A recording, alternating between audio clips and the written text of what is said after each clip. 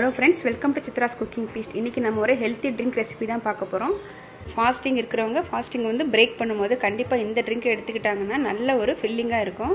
Weight loss பண்ணுறவங்க தாராளமாக இந்த ட்ரிங்க்கை மார்னிங் பிரேக்ஃபாஸ்ட்டுக்கு பதிலாக இதை எடுக்கும்போது நல்ல ஒரு எனர்ஜியாக இருக்கும். வாங்க இந்த எனர்ஜி ட்ரிங்க் நம்ம எப்படி செய்கிறதுன்னு வீடியோக்குள்ளே போய் பார்க்கலாம். வீடியோக்குள்ளே போகிறதுக்கு முன்னாடி இது வரைக்கும் நம்ம சேனலில் யாரெல்லாம் சப்ஸ்கிரைப் பண்ணாமல் பார்த்துட்ருக்கீங்களோ கண்டிப்பாக சப்ஸ்கிரைப் பண்ணிவிட்டு பாருங்கள் ஃப்ரெண்ட்ஸ். இப்போ வாங்க வீடியோக்குள்ளே போகலாம். ஹெல்த்தி ட்ரிங்க் செய்கிறதுக்கு 3 டேபிள் ஸ்பூன் ஓட்ஸ் ஆட் பண்ணியிருக்கேன். ஓட்ஸ் 3 டேபிள் ஸ்பூன் சேர்த்துட்டு கொஞ்சமாக தண்ணி விட்டு நம்ம ஒரு 10 நிமிஷம் ஊற வச்சுக்கலாங்க. அதுக்கப்புறம் பார்த்திங்கன்னா இது sabja seeds 1 tablespoon add பண்ணிவிட்டு கொஞ்சம் தண்ணி விட்டு நம்ம ஊற வச்சுக்கலாங்க. அதுக்கப்புறம் பார்த்திங்கன்னா நான் ஏற்கனவே ட்ரை ஃப்ரூட்ஸ் எல்லாமே நான் நைட்டே ஊற வச்சுருக்கேங்க.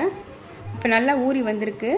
பேரிச்சை பழத்தில் இருக்கிற இந்த சீட்ஸை ரிமூவ் பண்ணிவிட்டு நம்ம மிக்ஸி ஜாரில் சேர்த்துட்டு நைஸாக நம்ம அரைச்சிக்க போகிறோங்க. பாதாமுக்கு மேலே இருக்கிற தோலையும் நம்ம ரிமூவ் பண்ணிவிட்டு சேர்த்துக்கலாங்க.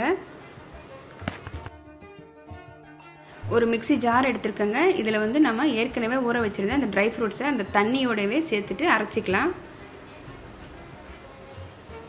இப்போ ஓட்ஸும் சப்ஜா சீட்ஸும் நல்லா ஊறி வந்திருக்கு. இப்போ இது அரைச்சதுக்கப்புறம் பார்க்கலாங்க.